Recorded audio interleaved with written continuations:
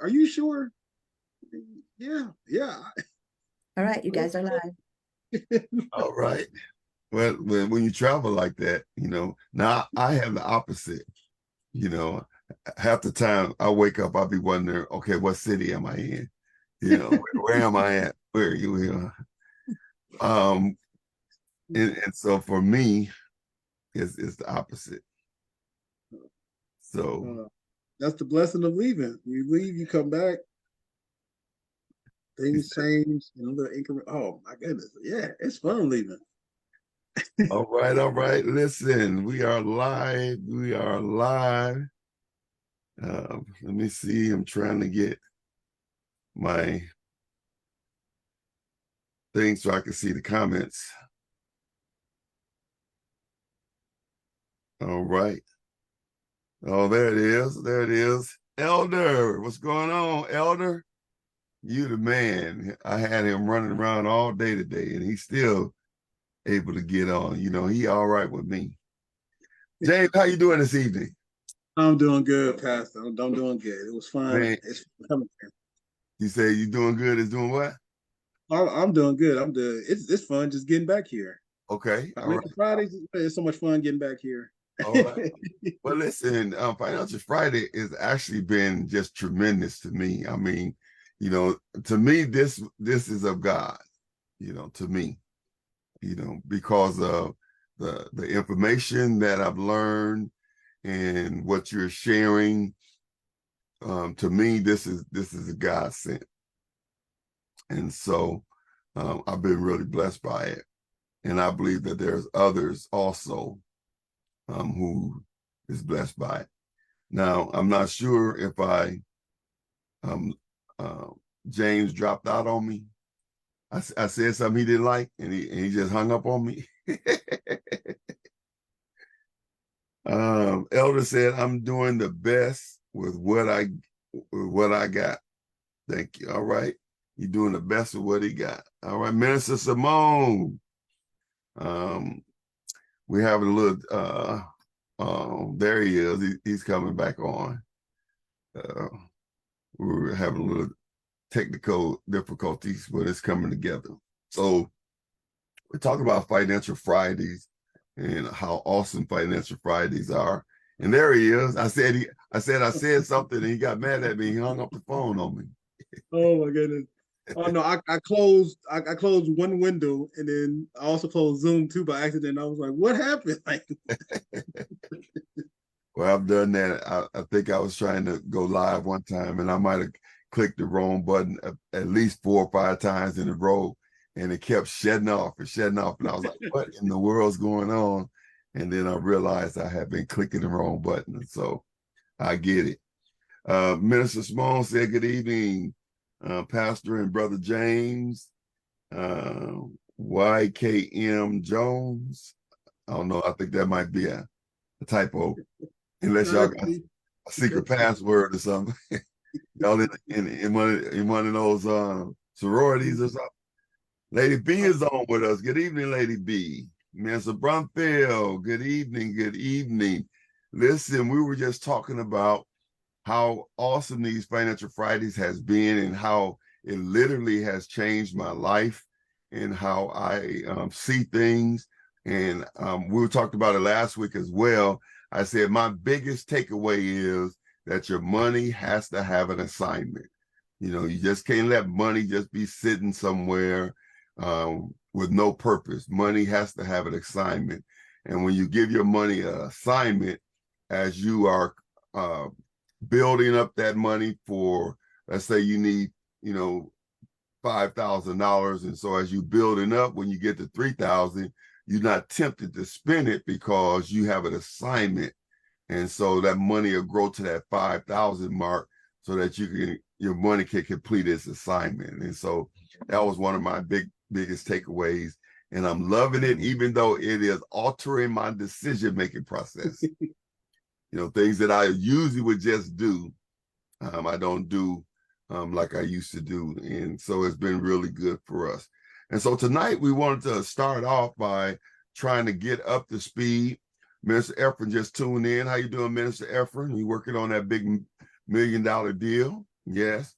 And she said that's James' name for Facebook. All right, James, you ain't tell me about that. YKM, you know, and Miss Marcus tuned in, you know, working on his, you know, his vision for his life. Minister Millicent tuning in. How you doing, Minister Millicent? So listen, it's so important that we chop it up a little bit tonight, starting with asking questions. Now, you know, I don't know if James can answer every question that you ask, but I know he'll give it a shot. And if I'll do the best I can. And if we can't answer the question, we'll write it down and then we'll research it and bring it back to you. All right. Do that sound like a fair deal, James? Yes, that sounds like a good deal. Now, he's the financial. I'm gonna call him a guru. You know, now he don't say that about himself, but that's what I'm gonna call him. And so I'm the host. You know, but we're gonna look to him for the answers. And if my anointing kick in, then I might be able to help him out a little bit. All right. And so what are some questions that you have? What are some questions you had? We dealt with quite a few things along the way. We dealt with the 40% income. We looked at all of the different other things where our money should go. We talked about the importance of having an emergency fund. And that chart that James introduced a couple of weeks ago, and we went over it again last week, that's an incredible chart. All you had to do is just fill in the blanks and it give you your percentages. And, you know, so if you're really serious about it, you know, by now, hopefully you have gathered all of your expenses and you've gathered all of your income sources. And now you can plug them right into that chart that he has. And at least you will know if you're overspending or, you know, be able to at least set a target that's realistic, you know, because if you spending 80% of your income and you say, you know, by next week, you're going to be down to 40%. I mean, all things are possible, but that's a little unrealistic, you know? And so being able to look at those numbers to see where you are and set realistic goals. And remember what he said, it's small adjustments. You know, we're not asking you to do a 360 overnight. You know, it's small adjustments. And I can say that that's true. You know, and one of the adjustments that I've been making is not to eat out a lot as far as fast foods and things. There's a lot of times I'm working late. A lot of times I'm working, and you know, Leigh Burns, she's you know, working on something, and you know, a lot of times, you know, it's just easy for me to just grab something. But now I find myself calling home, you know, before I grab something. Hey, you know, something going on? Do I need to make a stop? And then even lately, I've been, instead of stopping and getting some fast food, I'll stop at Woodman's or Pick and Save, and I'll get a meal that I'm going to fix, and that meal will last me 2 or 3 days. You know, so I am making progress, is all I'm saying, by doing the little adjustments. All right. So let's see if we got some questions and answers out there. And then if not, then we're going to talk about some different resources that's available in the community. And when we talk about that, you have to put pride in the dresser drawer and close the drawer for right now. All right. And you're gonna have to put pride away. And just get the information, you know, and don't turn it off so quickly, because the Bible said pride goes before the fall. So when we talk about the resources, we got to put pride on the back burner. Okay, so let's see what we got for questions. We got Minister Marks asked. He says, "Do you think it's a good idea to put the emergency fund in a CD?" That's a very good question. What'd you say, James? If the CD is making good interest, a CD has a built-in penalty So let's say you put it in for 3 months or 4 months. That's a reasonable request. If you're going to put your emergency fund in for a whole year, then that may not be reasonable because your emergency fund needs to be available to you when you need it. So when it comes to emergency funds, only when it comes to emergency funds, a CD is a good idea, but you want to make sure that the interest you get is worthwhile. And on top of that, it's the length of time you must factor in. And that makes a lot of sense, because in essence, what I hear you saying is emergency fund is for emergencies, and emergencies are those things that you don't really know when they come and they just happen. That's why we call them emergency. And so if you have your emergency fund money tied up into a CD, then when you get ready to get the emergency fund out, there's going to be a penalty to get the money out. Is that what you're saying? Yes. Okay. So what would be a better way? Two questions. What would be a better way to create emergency fund, and then what would be a better way to plan to use CDs? So we talked about different categories. So if CD is not emergency fund, it'll fit in one of those funds, right? Correct. All right. So let's talk about the emergency fund. What's a better way to create emergency fund? The best emergency fund that I have ever seen is a money market, or one that is tied to your assets. Typically certain people can get it tied to their assets because they can make their assets liquid. Okay, now let's pause right there. Let's pause, because somebody's thinking like me and they got this question. What does that mean? Define how you tie something to your asset. What does that mean? So if you have a house, or you have a business, what you can do is you can tie. So that means if you fall short or you need to overdraft, it literally pulls money from your home equity line of credit, and it surpluses what you have going inside your checking account. Or you can also have that tied to a money market account. Basically, what it is it's a cushion. So when you hit zero, you still have funds available that won't have you take unlosses or take on unknown losses. Okay. So now money market, tell me a little bit about a money market. How is that different from a CD? Typically your money markets, currently your money market accounts and your CDs are producing around the same interest rate. Mm-hmm. However, your money market, you can get more, however, with your CDs, you're locked in, versus your money markets, you're not locked in, and you're limited to the number of withdrawals you can make.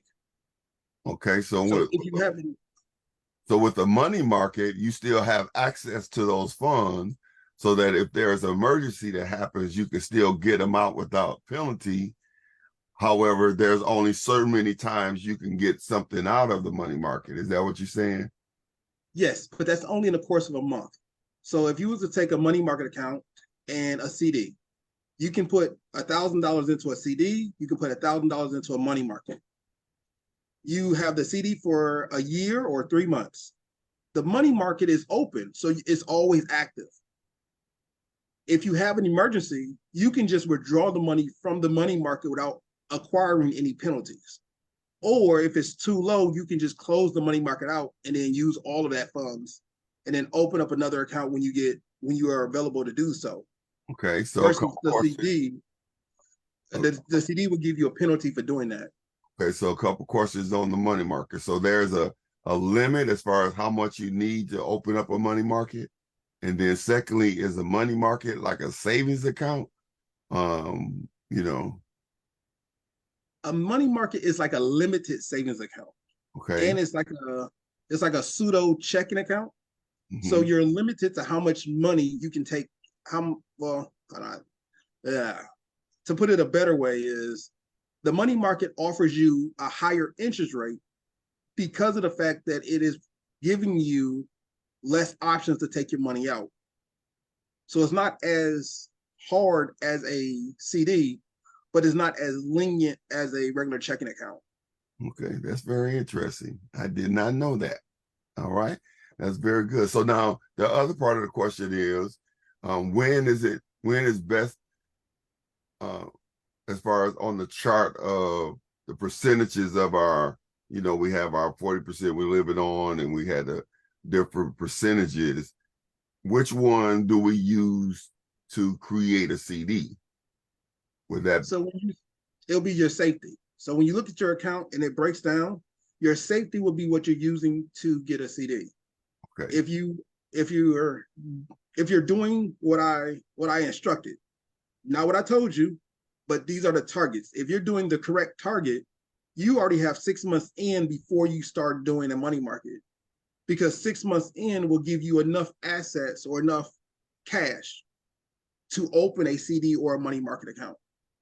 All right. Because that is your, in case something happens. So in case something happens, emergency fund, that's your safety net. Because after you have 6 months of income saved up, that's when the next safety, and then the next safety, when that money or that percentage comes out for safety, you should be reinvesting that inside of your investments, or which is yourself, or passing off or lowering your credit card debt or loan debt. So for clarification, you're saying that the emergency fund should be 6 months worth of income. Correct. And once you reach the 6 month, you continue to save into that. But now saving, you begin to stack that up, and now you can take that and invest it. Correct. Okay, that's good. That's good.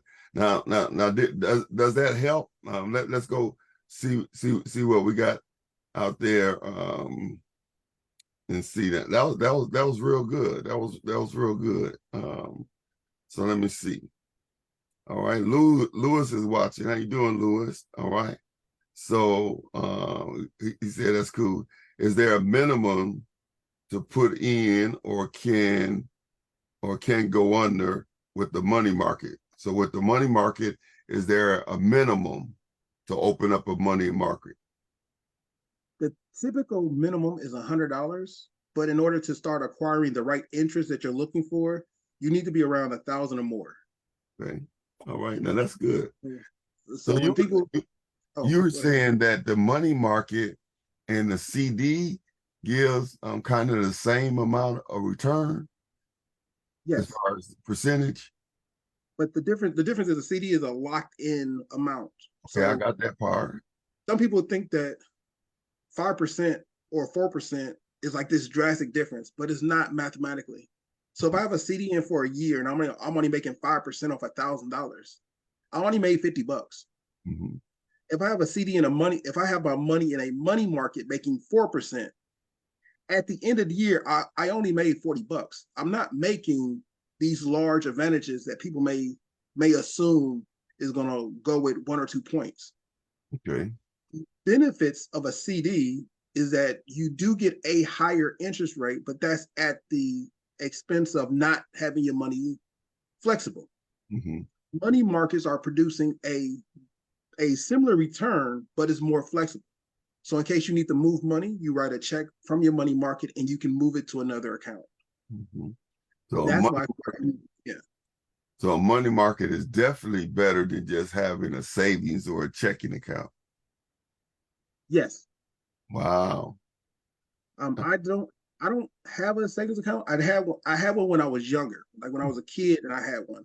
A savings account for kids.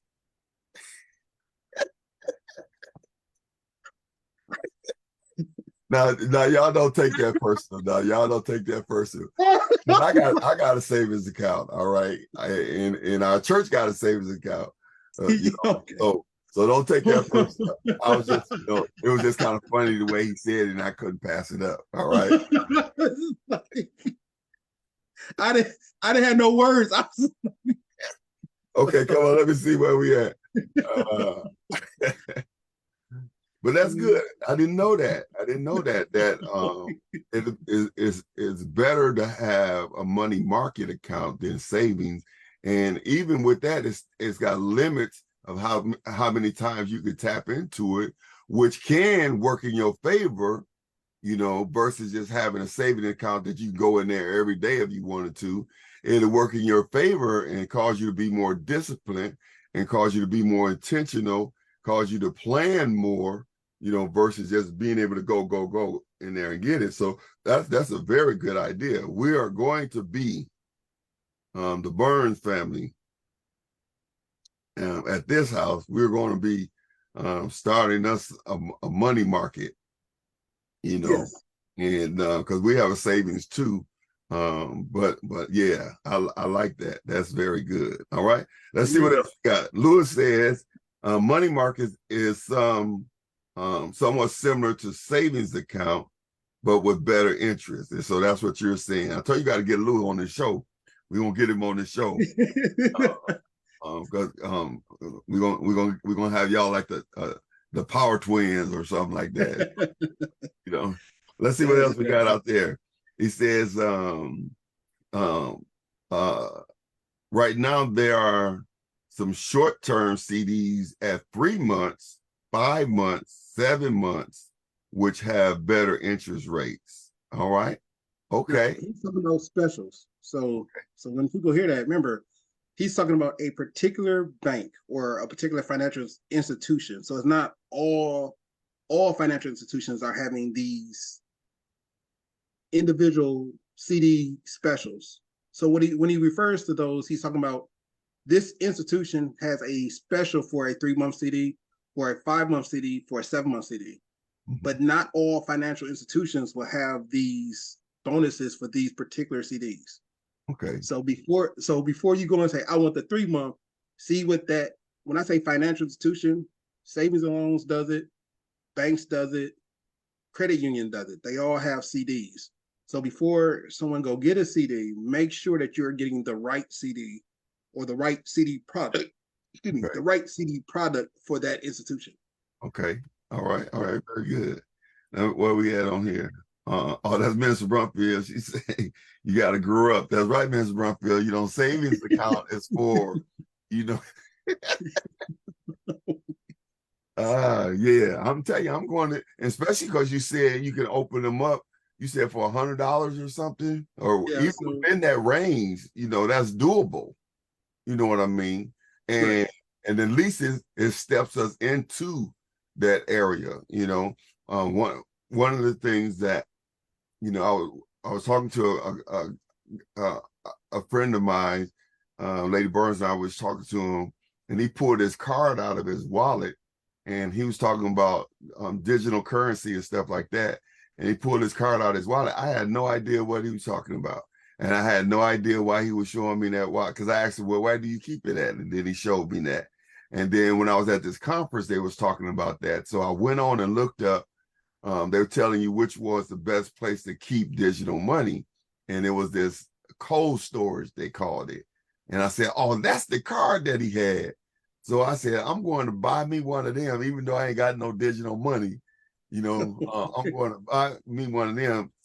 So at least I'm in that level. I'm tapping in to that next place. You understand what I mean?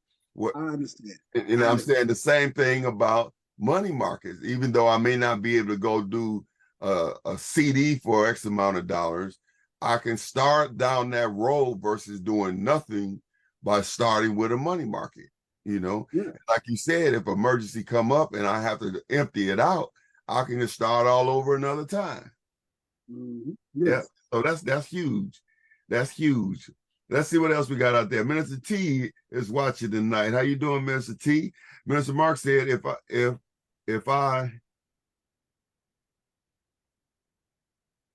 trying to see how I mean, the U.S. money market, I don't know if he said it. I'm trying to read what he said. If the money market, can I keep putting in, like start with 300 and keep putting in? So he said with the money market, can he like start like with 300 and just continue to put money in there? And I think that's what you were saying earlier. You keep putting money in there until you reach your 6-month emergency fund. and then you keep putting money in, but then as that money goes over to 6 months, now you could take that part and then begin to reinvest that part. Yes. Now remember, the idea of a safety is actually that, just a safety net. But once you reach your safety net, some people may feel safe at a year in, or some people may, but generally 6 months is your safety net because you're not making money off your safety net. You're making money off your investing in yourself. Being fully committed to invest in yourself is how you will make money. When you use the money market, it is similar to a savings account, but you can always put money in it like a savings account. It's similar to a CD, but you get the higher interest rate. You get a similar interest rate as a CD, but but you have the ability to take out and to put in. The difference with money markets, typically across the board, is they have different tiers. The more money you put in, the different interest rates you can go. So just an example for everybody, if some money markets start off at $500, $1,500, then $2,500, and then it goes to $10,000. If your goal is to get the highest interest rate, then you got to put in past 500, and now that'll be another tier. From $0 to 500 is one tier. From 500 to 1,500 is another tier. From 15 to 2,500 is another tier. From 25 to 10,000 is another tier. And they build it so you can continue to put money in it. But the money market is not your investment. The money market is a place to hold for emergencies. It just makes it, the money market makes it more readily available to use it in case of emergency. So now, is the money market or the CD, is that volatile? You know, as far as when stocks go up and stocks go down, or if the stock market crash or the economy crash, do that, you know, affect the money you have in your money market or the CD? No, but you're not making a lot of interest off of it. So you can, if somebody wanted to. The stock market is very volatile, and that makes it good and bad. With a CD, it's like buying a bond. You're locked in for a particular time for a particular rate. When you do stocks, the benefit of stocks is that I'm not locked into that 3% or 5% that I may be locked in at a bank. I may hit up 12%. I may even jump as high as 20% in the stock market. I can also lose money in the stock market, which doesn't typically happen when you're dealing with CDs. Okay. So even if it crashes, whatever money you got in there is still there. And with the money market, if everything crashes, the money you have in the money market is still there. Correct. Yes. Okay. I just needed to know that because, you know. Okay. So, you know, the FDIC, the federal government, is securing all of your money and your CDs inside of any financial institution that is FDIC insured. So that's the federal government. Okay. The stock market is where the federal government is playing their games as well. So everybody is playing in the stock market. So if you want to play that route, you have a bigger option to make more money, but you also got to take in more risk to lose it all. Okay. But I'm not advocating that right now because that doesn't make you stable. Yeah. And so I was more interested in the CD in the money market as being secure when other things like the stock market is not secure. And so that was really the point. I wasn't advocating the stock market because I lost a lot of money in the stock market. So I'm gun shy when it comes to the stock market. And that's why I'm asking about the CD in the money market, that if something does happen where the stock market or the economy tanks, do I still have my money? And so you answered that. And I think the FD people you talking about that guarantee the money, I think is up to 250,000 per bank or something. Yes, it is per account. It's 250 per account. Per account. Okay. Yeah. All right. So I can have 10 accounts in the bank, worth millions of dollars and have them 250 in each one, and all my money is guaranteed. Yes. See, I didn't know that because I was wondering about that. What if a guy got more than that? All he gonna get back is 250. So yeah, that's good. That's good stuff. Let's see what else we got out here. Audrey, how you doing, my sister? She's tuned in with us. Elder Perry said Edward Jones has a better rate than Banks. So That's another financial institution. That's another financial institute. Okay, I thought that was your cousin, your brother. You said Edward Jones. I said that was your brother. I was gonna say, okay, hook me up. I got you. So Lewis says, that's right. The key is to start. The key is to start. All right. And Minister T said, yes, start at start. Yeah. Okay, cool. Mark said CDs and money markers are stable. All right. He confirms that. So, I'm getting ready to open up one. So don't let me have to be at y'all doorstep, with a sign. We got minister. I keep want to make her minister. Sharon Austin, you sure the Lord ain't calling you? I call you minister too many times over these years. Lewis said the maximum amount for the FDIC insurance for the bank is $250. So we covered that. Good talk, guys. I don't know if that means Minister Mark got what he needed and he hanging up. He like good talk, guy. Minister T says FDIC money market. Me, please answer. Thank you. She says the FDIC money market. Money market, me, please answer. So I think we kind of did maybe about the FDIC does cover money market and CDs.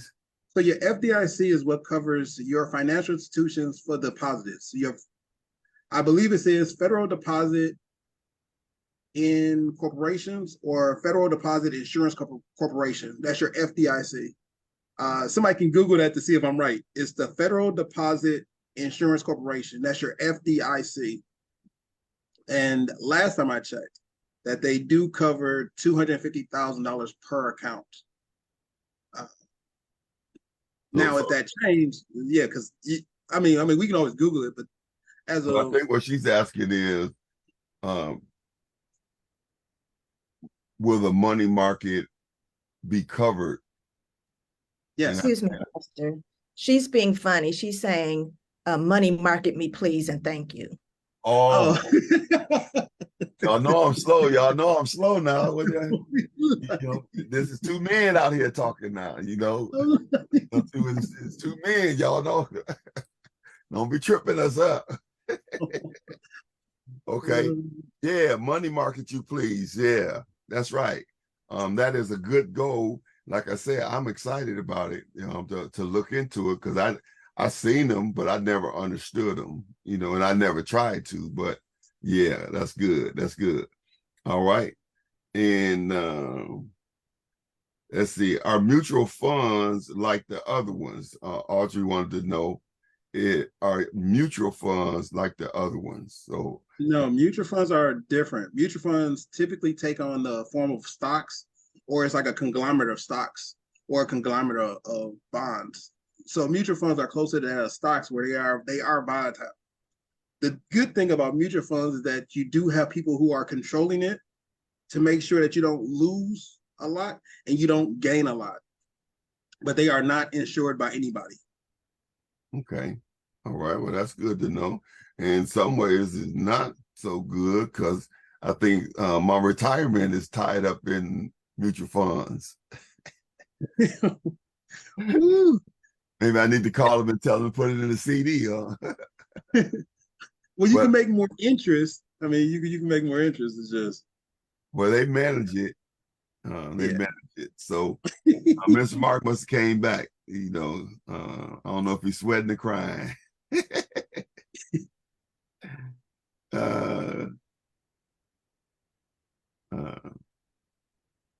Let's see. Okay, she's thanking Mr. Brumfield. So Lewis said that FDIC is Federal Deposit Insurance Corporation. So you're right. All right. You're on Jeopardy. So you get to go to the next round. All right. Good questions. Good questions. Good questions. Now let's go back. Do anybody remember the chart? The chart. Put the chart up on the screen, and let's see if we got questions about the chart. Do you have the chart? Yes, I do.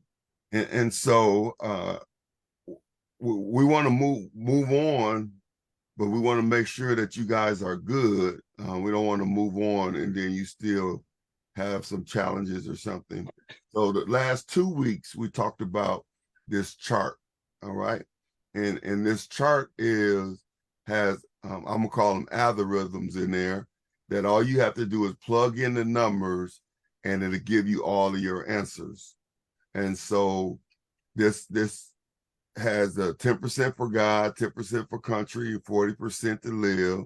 Then you got your 20% investments, your 10% safety, your 5% accelerate, and your 5% sanity. And then over on the right side, it has your tithes, your offering, charity, donations. You have your government, your insurance, your retirement. You have your rent, your groceries, your mortgage, your We Energy, student loan, car insurance, gas, cell phone, and totals. And so we went over this for 2 weeks, and I was supposed to send it out to you guys last week, but I forgot. And so I'm going to make it available to you this time. I just got to find the link. I don't know if Mr. Brumfield, were you able to look up that link for me? But we'll put a link up on the screen, probably in one of our older thing. No, we probably took it out, but we're gonna get it to you. But we've been over this for 2 weeks, and so if there are any questions about this chart, and then James can kind of take us through there. And if we don't have no questions about this, then I'm gonna ask if you have questions about the different living expenses that we covered. And then that'll bring us all up to speed to where we are now. All right. And so do we have any questions about the chart?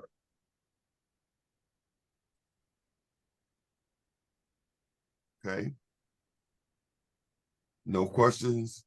So if y'all good, put a thumbs up out there. Put a thumbs up in the chat if y'all good with the chart.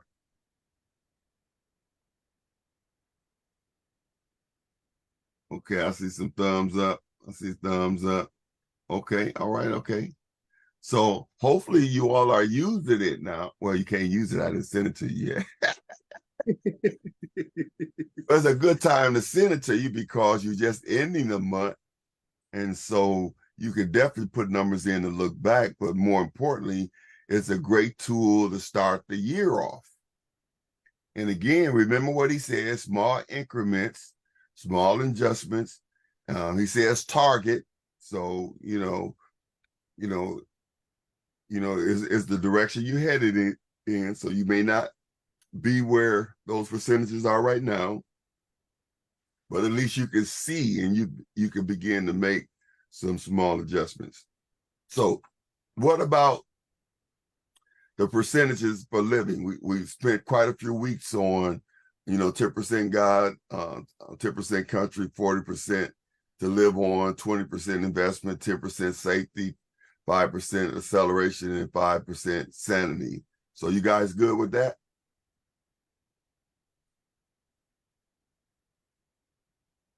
Okay.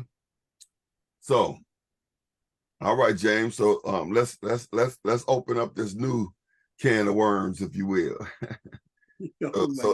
So they good with the chart. So we'll pull the chart down, and then we're going to send that out.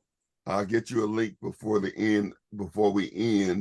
I'll get you a link, and then it'll be the same link for the financial booklet. And then I'll send that out to you, and you can begin to use it. And all you got to do is plug the numbers in, and it'll calculate it automatically. And that's great.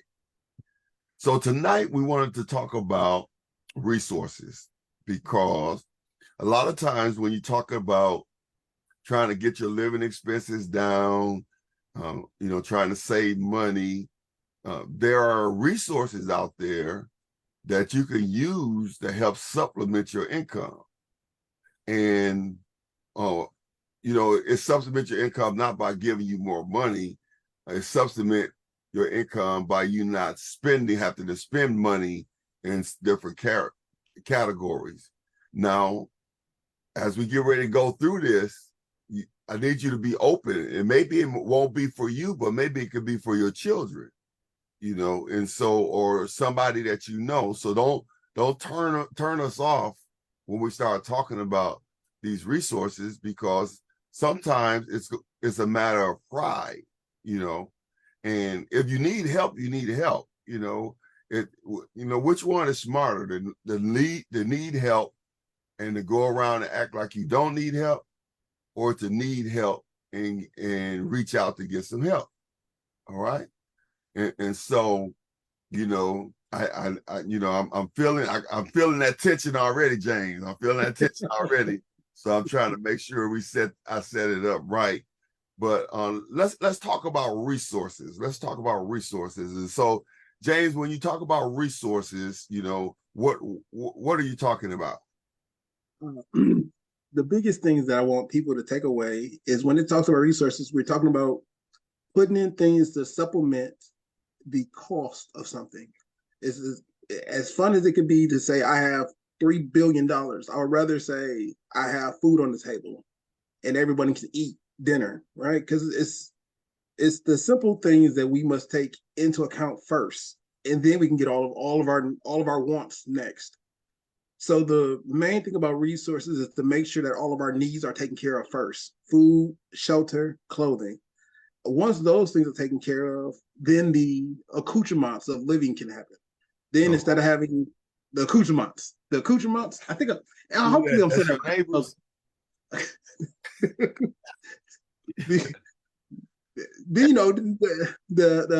The spices of life. How about that? You can have spices of life. Okay. Yeah, that's when you can stop eating sugar breads and sugar sandwiches and the ketchup packages, and then you can have a whole French fries. All right, and now, in all seriousness,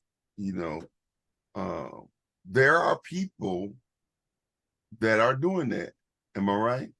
As far as sugar packets and or ketchup and sugar sandwiches, things of that sort. Yeah. And let me let's build on that.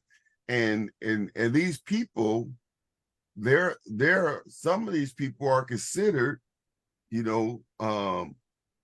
the lower part of middle class, but these are people who are working. These is not necessarily homeless people that you're talking about. Am I right? Yeah, these are working people who made sacrifices to be in the position that they're in. I mean, that's why no one ever gets mad at humble beginnings, because it's not where you start, it's always where you end. And those are the things that we must be cognizant of or aware of, because if I'm doing bad now, that doesn't mean I will always do bad. It just means I'm in a situation now. When we look at how much money we come in and how much money is going out, the reason why we have a safety net is in case something bad happens. Unfortunately, some people don't have that safety net. So when bad things happen, they need to look at other options in order to provide for the family or provide for themselves, to have a shelter for their family or a shelter for themselves. It's not wrong to ask for assistance when you need it. It's wrong to not need assistance and then to hog or jam up the line to get assistance when you know you don't need it. That's more wrong. But if you need it, use it. This country is very wealthy. And we can send billions and trillions of dollars to other countries.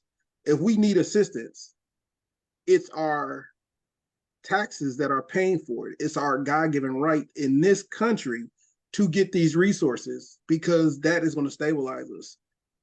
So if it's a pride thing, I would suggest, I can't force, I can only suggest that you take the information and give it to somebody who needs it, or apply it if you do need it, because that's what this is for. It's for to help others. Yeah. Even if we don't need it, we may know somebody who do need it, and then help one, each one help one. Now, interesting story. When I was coming up, growing up, my grandmother used to do that, and I wasn't necessarily embarrassed, but I did feel some kind of way, because I felt like, they didn't need it. But I was only a kid outside looking in. You know what I mean? I didn't know, where they were financially at that time. And I didn't know, when I look at the refrigerator and it wasn't a lot of things in there, I never thought about, we needed some help. Or when I looked in the pantry and there wasn't a lot of choices, I never thought about we needed some help. And so, but we would go to different places, and we would get, we even went to used to get the government cheese, and they used to give you the pork and stuff in the can and the stuff like that.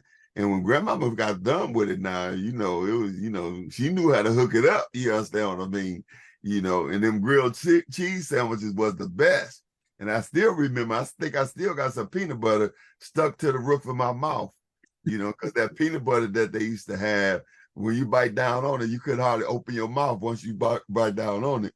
But the thing that I was saying is, she was using those resources, to lower what was going out. And then after I got older, I was able to see that even though I didn't see things as a need, we did need some help like that. And when Lady Burns and I got married, when we started out, we needed some help like that. And my grandmother was the one who would help us. So she had the garden in the back, and she would take food and she would can it. And in the basement, it'd be cans of food and different things that she uncanned. And during those times, she would say, "Go down there and get this," or, get this. And I didn't understand it then, but looking back, I see what you're saying is so needed, in the lives of many people. But you have to be able to get beyond pride, and you have to realize that this is only a temporary thing. It can be only a temporary thing, and you have to know that, starting where you are, when you say humble beginnings, it's part of the journey. Now, looking back, my grandmother had 9 kids, and then I was the grandkids, and that was 10, you understand? And so I only had 2 kids. So, you got 9 kids. I don't know, you need to work day and night to be able to feed 9 kids. And it was half boys and half girls, you know what I mean?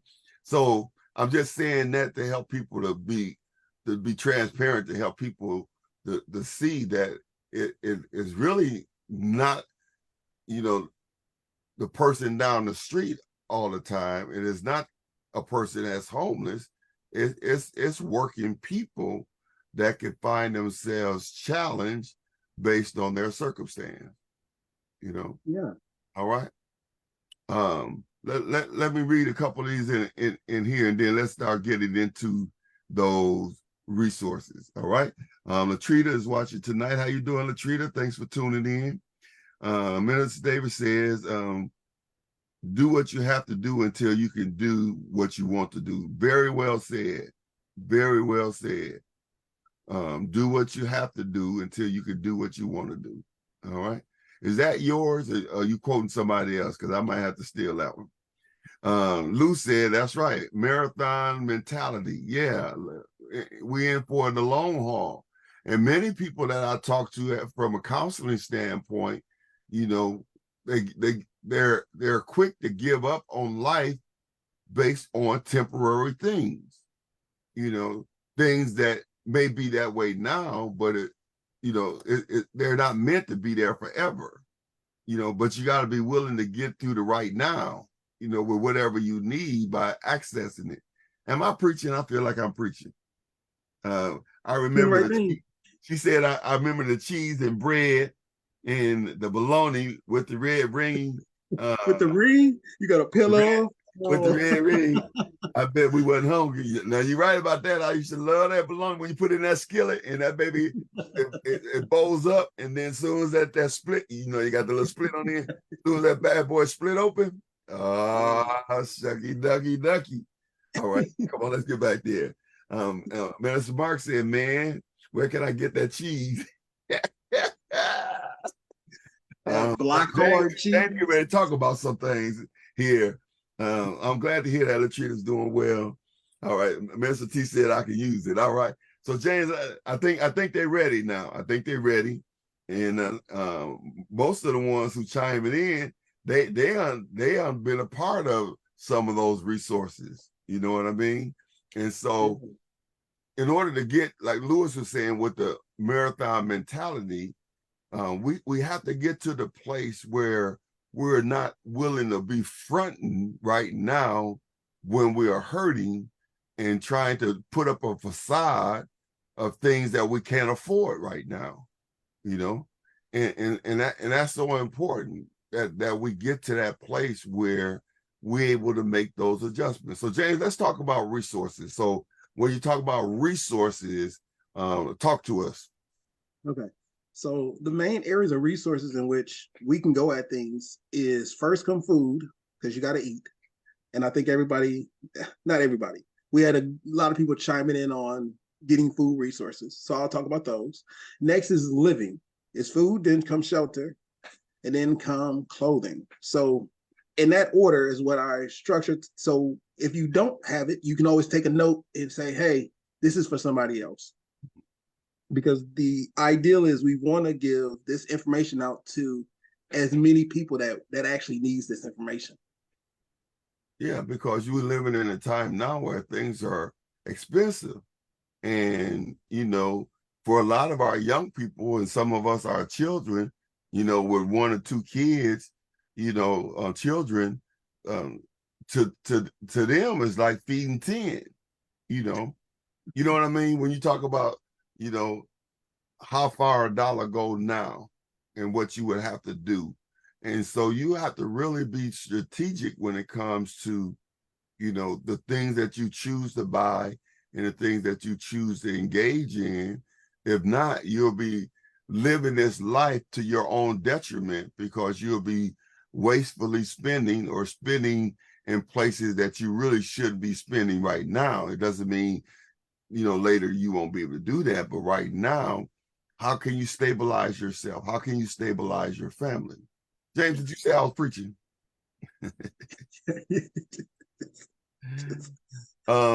But it's good preaching, though. It's good preaching. It's good preaching, though.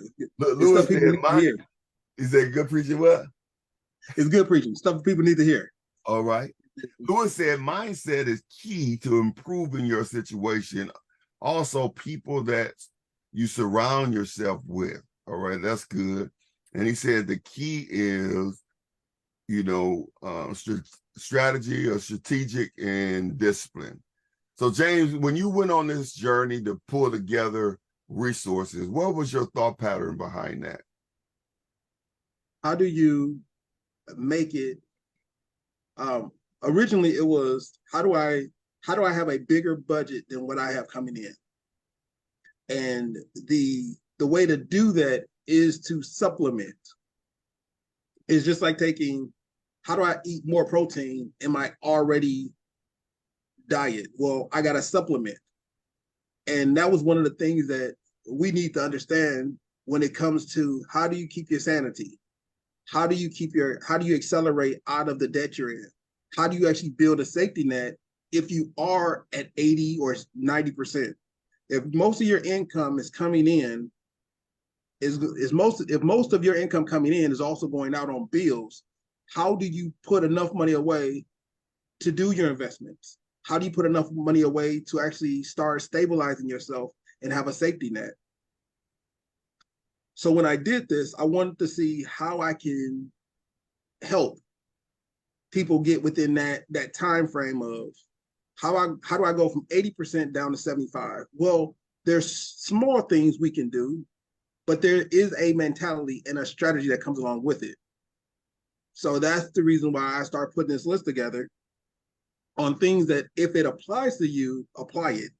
And then that way you can start putting yourself in a better position financially. Okay, that's very admirable and very needed as well. So let's talk about some of the things you have on your list. Let's go down through your list, and so if you need to get you a pencil and paper or pen and paper to write some of this information down, or you can always go back and watch the replay and jot it down as well. So let's see what you got, Jane. Okay, the very first one that I want to talk about is meal prepping. Meal prepping is really big, even for those who, whether you have it or you don't have it, meal prepping is a strategy of what you will eat in future meals.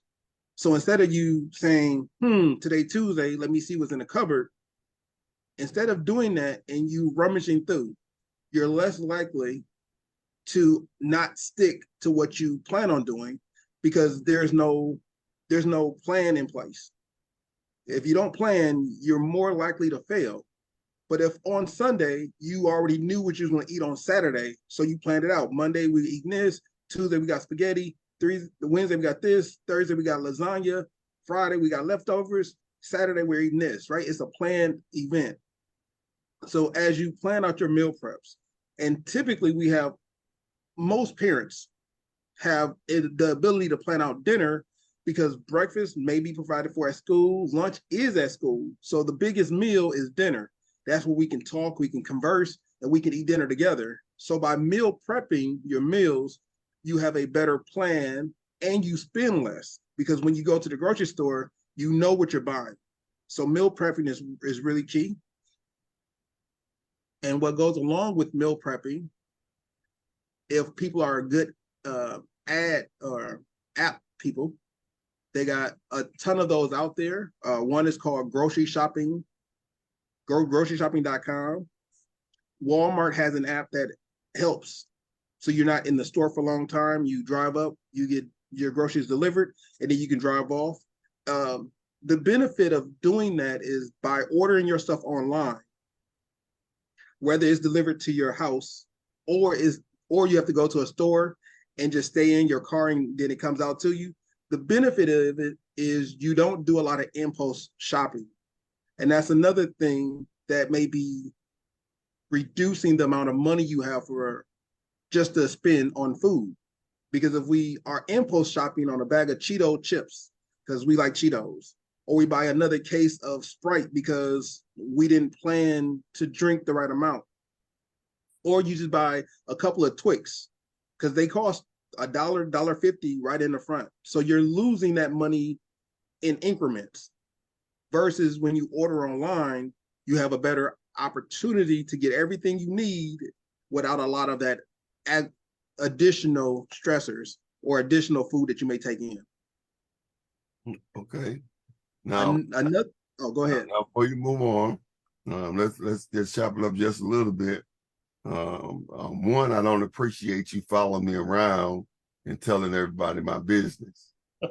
That's one thing, because you naming Cheetos and you know Twitch, you naming all the stuff you be seeing me with. So that ain't fair for you to use me as your example. Number two, that is true. Oftentimes, there's very few times I go to the store and get just what I went to the store for. That I'm gonna pick up some extra things. And there are sometimes, I'm just gonna be transparent. There are sometimes I have bought the same thing 2 or 3 times and come home and it's in the pantry. I like, I just when I was there, I said, I don't know if we got none of this. Let me get some or crackers, do we got crackers? I don't know. I'm just gonna grab some. And I come home and I already had some, And so impulse buying is definitely a challenge for me. And part of it is going without a list and then going. Sometimes I'm hungry when I go. That's when I get my Cheetos while you're talking. So when we talk about impulse buying when we're shopping, it doesn't seem like a lot that we're losing with money. Well, you just made a statement that we're losing in increments. Talk a little more about that. Okay. So I'll use a couple examples. You and I are about to go to Pick and Save.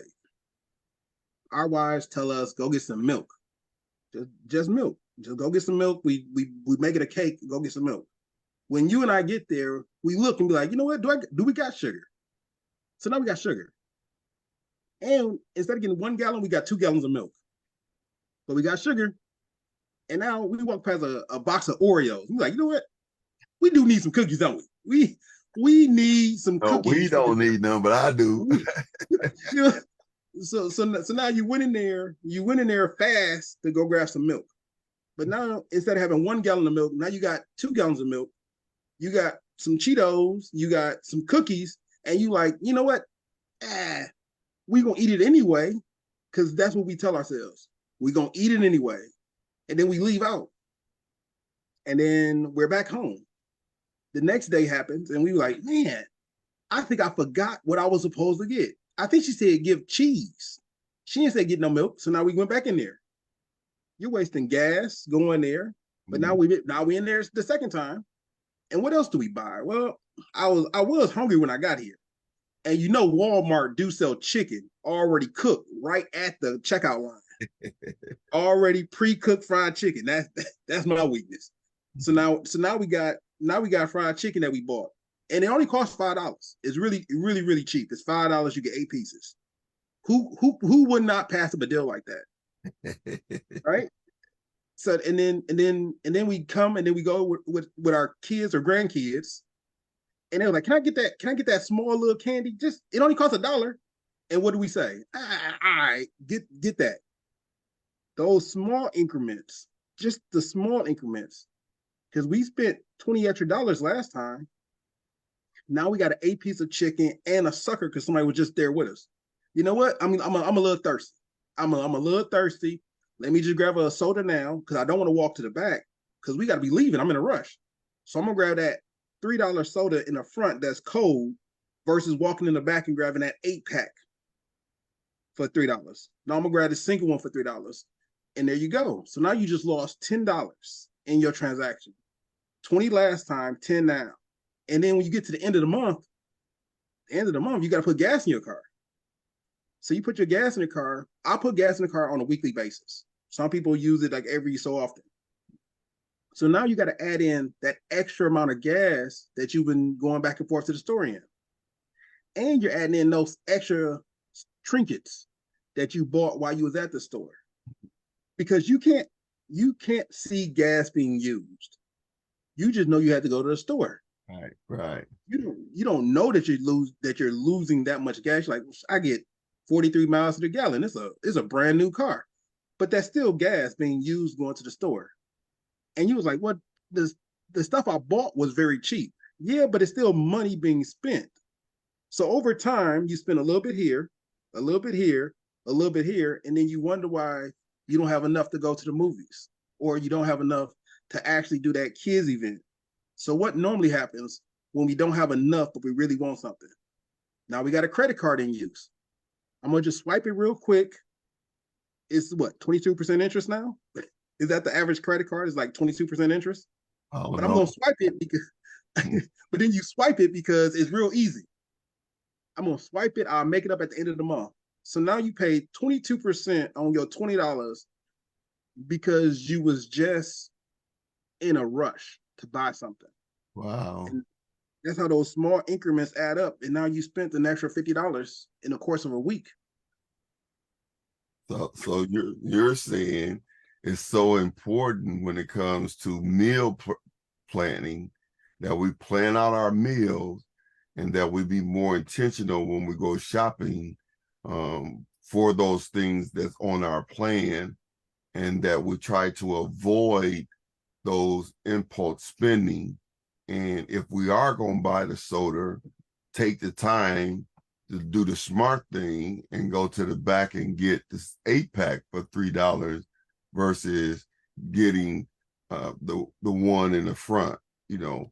And so that's good information right there. I mean, that helped me a lot, because I never thought about, you know, losing in small increments. That's powerful right there. Losing in small increments. Because we'll see that and say, oh, you know, that's only $5 or that's only this, but we're not thinking about, you know, to add up. We're not thinking about the gas and so forth and so on. And so that's good. Let's see what we got in there, and then we'll move on to the next one. All right. Good stuff, James. Good stuff. Latrina says she loved meal prep. And so, you know, I think with meal prep, I think, James, and I don't know, Latrina, if you're doing this as well, you know, when I used to think about meal prep, I just thought about them putting a meal in a Ziploc thing and having 5 of them, and then that's meal prep. But if I'm understanding you now, meal prep is not only prepping the meal, but it's also planning as far as what's it going to be each week or whatever, you know. And so that's kind of interesting to me. So being able to think ahead, because a lot of times, you know, we'll say, so what we're going to eat? And then she said, I don't know. And then I say, I don't know, you know. Then I say, well, you want Mexican? There's a Mexican restaurant around the corner. And, you know, before you know it, we did make a decision on what we were going to cook, but we made a decision to go get something.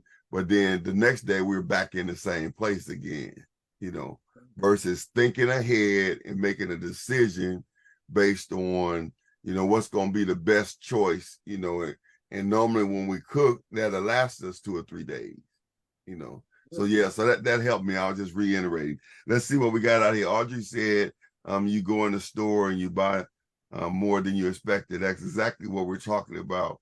And Minister T said impulse shopping can definitely put unnecessary dent in your wallet. And I guess Mr. Efren was like me. He said, ouch. So, and he said milk and cookies. Yeah, you know.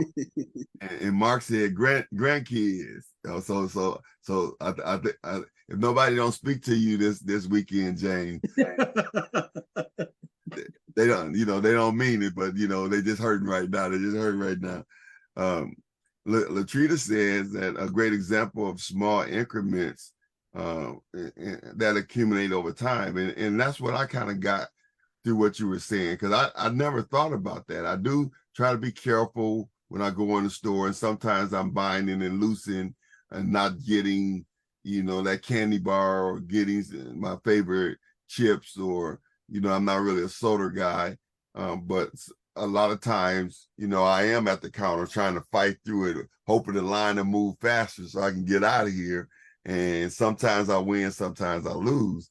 But now the understanding as far as losing in small increments, now that put a different thing on my head now. Unconsciously spending. And then Latrina also said, yes, I plan on Tuesday for the next week. Wow. And pick up the order on Friday. So she pick up the order. So she's ordering her food, like you said, online, and then she go pick it up. I think that's what she said. She pick up the order on Friday. She planned on Tuesday. She planned for the next week. Wow. Yeah, now I have to be grown for that now, you know. You know, y'all growing me up now. Y'all growing me up pretty soon. Pretty soon, Jane, I'm gonna do like you know, I taught in this Bible college during COVID, and oftentimes they'll be like that, you know, on the screen, you know what I mean? You know, I just be blank on the screen. You keep messing with me, I'm gonna have to come off the screen. I'm gonna have to come. Okay, very good. So that was good. That was very helpful. That was very helpful. So what's your next one? We got a few minutes left. What's your next one? The next one is couponing and buying in bulk. Okay. So when it comes let me to reiterate, couponing and buying in bulk. And so now that's interesting because, you know, and y'all don't judge me. Y'all know I'm transparent, so you know I tell everything. So don't judge me. So I don't know, what age do you get your AARP card? I think it's See, the young whippersnapper, you don't know yours coming. You just keep living. But when I got that thing, man, I felt some kind of way about that. You know, I just got a letter in the mail this week for Medicaid, and so you know, it's messing with me, you know. But my apostle, you know, he's in very good financial shape. I'll say it like that. And I heard him talk about using his AARP card once, and that thing just slapped me in the face. I'm like, you know, it ain't about, you know, looking at it as just like we talked about when it comes to needing help. It's about lowering the amount of money you spending out. And so if they're gonna give me a 10% discount, you know, what's the issue with taking a 10% discount? You know what I'm saying? And so oftentimes when we talk about coupons, you know, I didn't do coupons. Lady Barnes would do coupons, but I didn't do coupons. You know what I mean? So now you get ready to help me, you know, and I know I'll be all right when the swelling go down. So talk to us about, you said coupons and what other thing? in bulk buying. In bulk buying. Now, bulk buying I didn't have a problem with, but I had the same challenge when I would go to Sam's Club and I would come out with this truck full of stuff. There are some things I really only needed one because I didn't use it that often, but I end up buying it in the bulk and it'll last me for 10 years. You know what I mean? But anyway, let's talk about it. Come on, chop it up. So you're talking about coupons and bulk buying. Talk to us. So the average person who uses coupons saves on average to people who don't use coupons anywhere from 10 to 30% of their income, of not income, but of the price of groceries. 10 to 30%? Yeah. Wow. This is out of course of a month.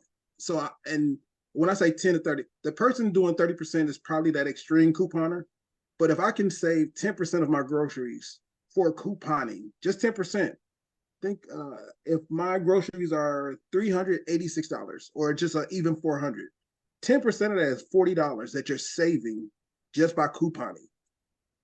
So it's not that you can't do it, it's do you want to?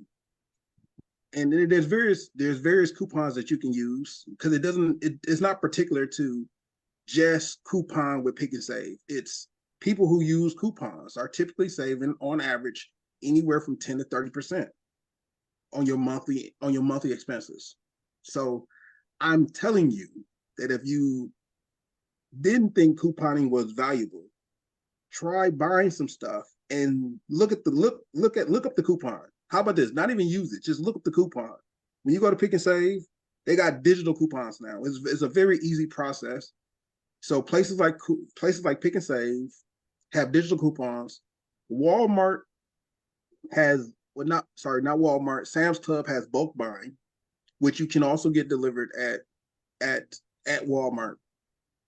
You also can do couponing at Piggly Wiggly and JCPenney. Said JCPenney's on here.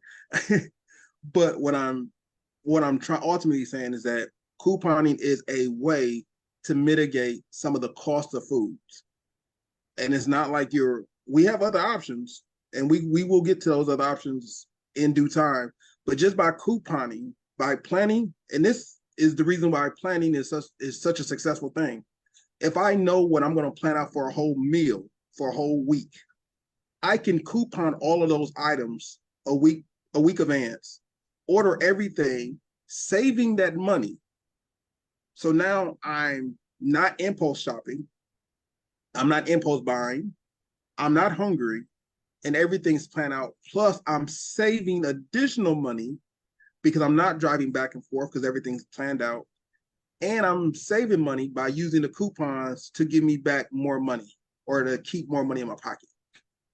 Wow. So planning our meals is really a huge deal, you know? Yeah. And you know what, as you was talking, even though I said I don't use coupons, when I go to Walgreens, which I don't go there a lot, but more Pick and Save than anywhere else, which I go there a lot out of convenience, but they're they could be a little more higher than maybe like a Woodman's or something. But when I go to Pick and Save and I get to the counter and they ask me to put my number in, and I put my number in there, and then that machine starts saying, and then it showed me how much. Sometimes I've saved up to $30 to $40, and so, and that's only because it was convenient. But now that you're talking, I can imagine being able to save much more by using coupons, clipping them out, and watching the different things that I know that I buy a lot, and begin to use coupons like money, because they really are money, right? Yes. Wow. The benefit, just to caveat that. So if you're at Pick and Save has an account with BP gas stations. So I just want to give a plug out there. If you're buying groceries at Pick and Save and you have a BP, if you have a Pick and Save account and you go to BP, you can slide in your Pick and Save card under loyalty, and then it reduces your gas. I know they had that promotion going on for a while. And for a guy who drives a lot, that really benefits me on levels that I can't explain to you. When it says when gas is $4 and then you put your card in and now gas is $3.98 or $3.76 or $3.68, that per gallon reduction is a big benefit to a guy who drives a lot. Okay. And you do see that over time. Like if you keep getting it, you will see it over time as you utilize it. Well, I know that's right. Now, I didn't know that, but that is awesome there, because, I average, I try not to, very rarely, if, my gas light to come on, I try not to go down that low. But my average time when I fill up my truck once a week is $80, and so, being able to save anything on that would be helpful. Because that my gas bill is probably the average person car note. When you take 80 times 4, what is that? $320. Yeah, 80 times 4 is 320. So that's the average car note I'm spending on gas. Let's see. I see the look like our chat is lightening up. Minister T said Target has an app too. All right. The coupon is not only for food, but for necessities. Okay, that's thoughtful as well.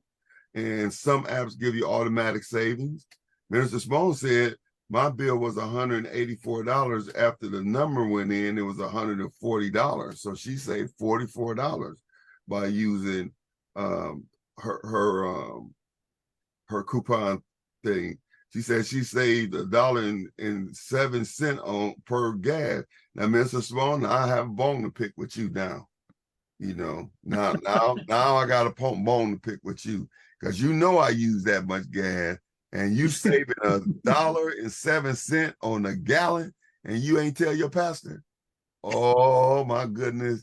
This Sunday in my sermon this Sunday, you gonna be in my sermon this Sunday. This Sunday I'll be preaching about you.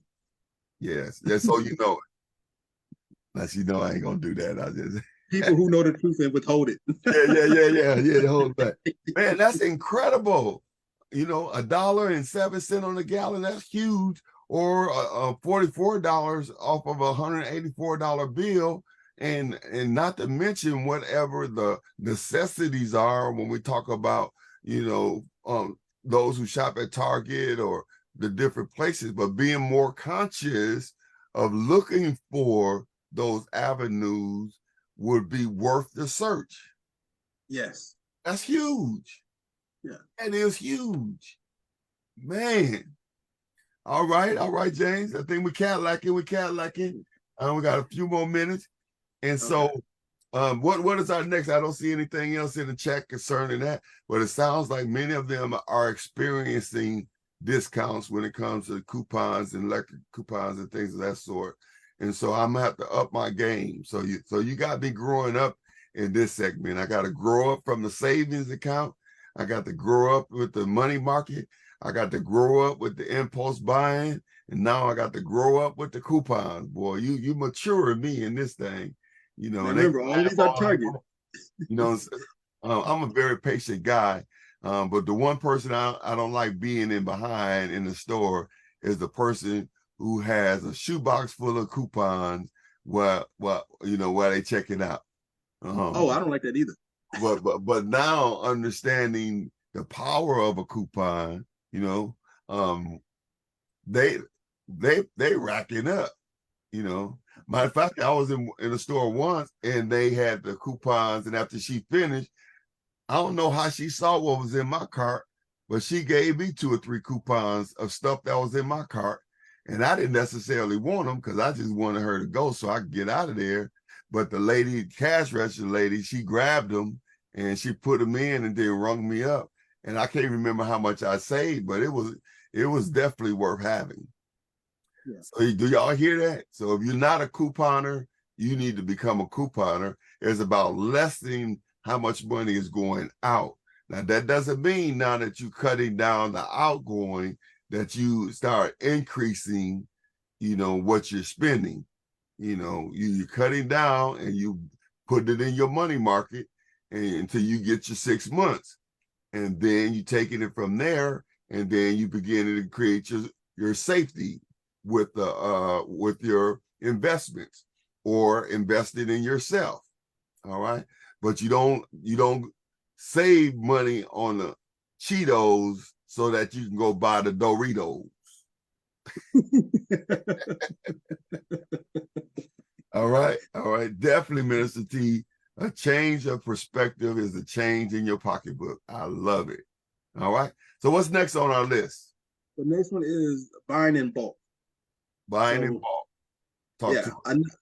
Now, I am not the best at buying in bulk because I buy too much in bulk. So, but when you buy in bulk, you're typically saving, because once you buy it, you don't have to replenish it for quite some time. Okay.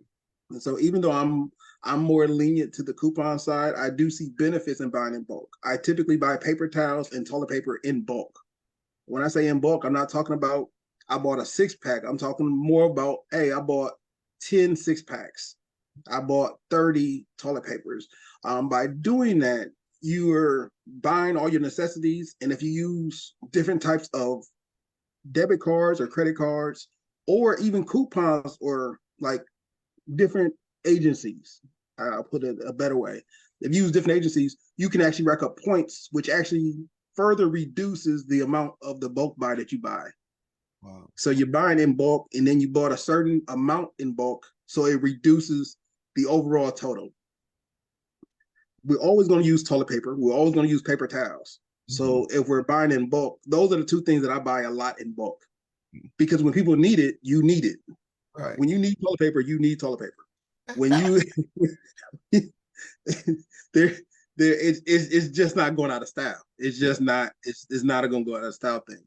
Paper towels. When you need paper towels, you need paper towels. Yeah. These are things that just don't go out of style. I typically buy those in bulk. Now, one of my friend's mothers, she bought tons of soda in bulk, like cases of Sprite, cases of Coca-Cola, cases of Pepsi. And she did that because she did a lot of chicken dinners, fundraisers, and she knew that she was going to be doing these things throughout the year. So she just bought in bulk, and then that was easily able to plan out what she's selling it for. So when she did make her money back, she was able to recoup it because she bought in bulk, which gives you another discount. Okay, that's interesting.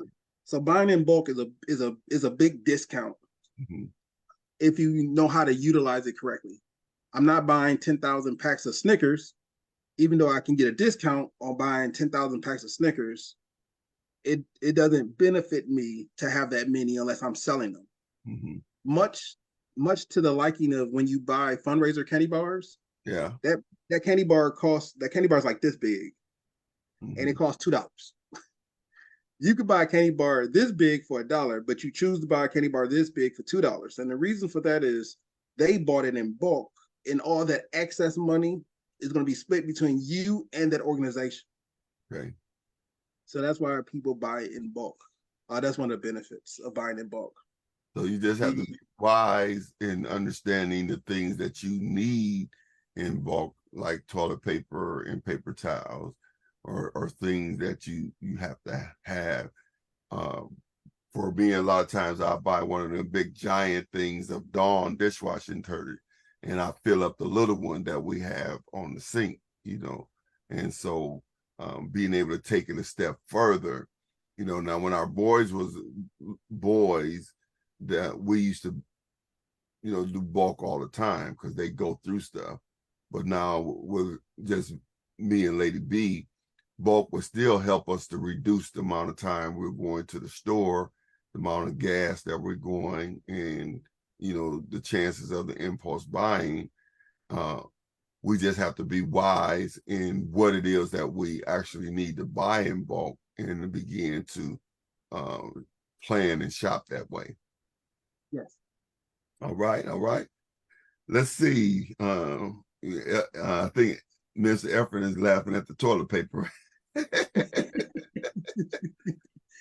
Mrs. T, thank you for saying that. I needed to hear that. She said, so good, especially when the holidays are coming around for food. Yeah, and that's a whole nother conversation. I think no, we really don't. I think we're right there at the time. We covered a couple of them. So next week, we'll pick it up and talk about resources and how to bring down, what was the language you used by using resources? We're lessening something you said. We're lessening the amount that we pay for an item?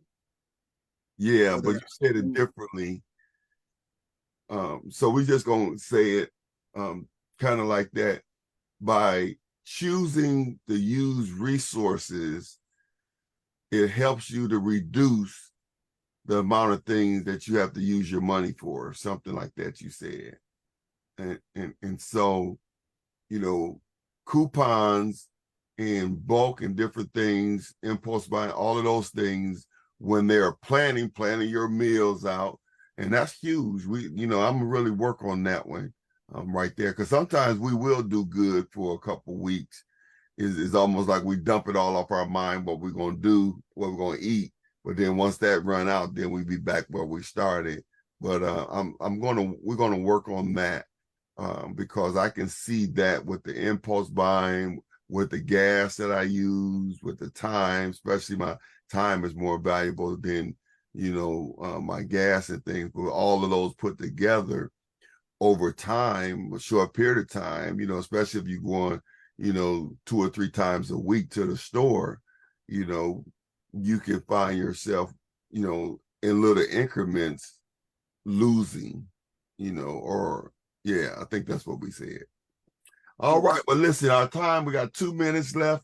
Thank you all for tuning in. I pray you all was blessed. I am blessed. And I pray that you're learning, that you're seeing the value in this, and you're applying the pieces that you can.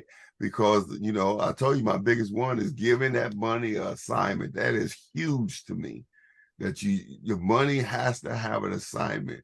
And all of these things that I've reiterated has been huge for me. James, what's your closing remarks for this segment of Financial Fridays? Good evening to all the grinders. All right. We can make it. It's easy. You just got to grind through it. And everything that is being taught or spoke about is all about a mindset. So if the mindset is there, you can reduce and hit your targets. If the mindset is there, we can do meal prep. If the mindset is there, you can coupon. It's all about positioning ourselves in the best financial situation we can so we can always succeed. Oh, I love that. I love that. And I believe Mr. T has talked about mindset. Lewis talked about mindset and mentality. And so I this is huge. This is university level stuff here, that if we begin to apply these in small increments, make small adjustments, you will be able to see instant results. And that's huge to me. That's huge. And so, well, listen, we out of time. Thank you guys for tuning in. We're looking forward to seeing you again on next week, Friday, 7:00, Financial Friday. And so what an ingenious thing to do. And I think we're in a 90-day challenge at Jericho. And so I was looking to see if I had one of the 90-day challenge books laying around here, but we're in a 90-day challenge at Jericho. We're in day 33. Yes. Day 33. So we're a third of the way through. Yeah. So in our achievement wall is just filling up. I said we're gonna have to get another wall. It's incredible when I read the things that God is doing, when I hear the manifestations. We are on the right track. And not to mention on Wednesday night, oh my God, I think we finally got a breakthrough. That's been real hard on Wednesday night. We have great teaching, but I believe we finally, it already broke.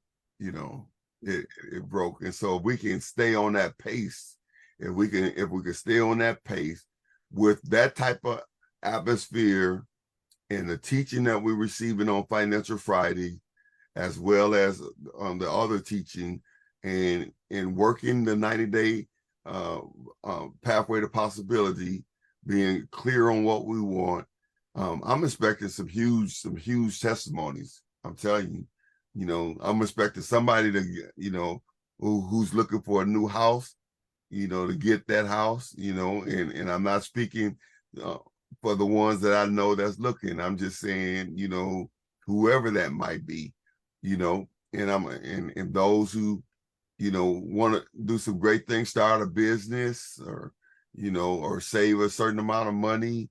It's not always about spending money and buying. Like, I like cars, so I can buy, like Jay Leno, he my guy. He got 100 cars, and so I would love to have 100 cars. Now I don't know how he insure all of them and how he keep them up, but he is Jay Leno, right? So he got money.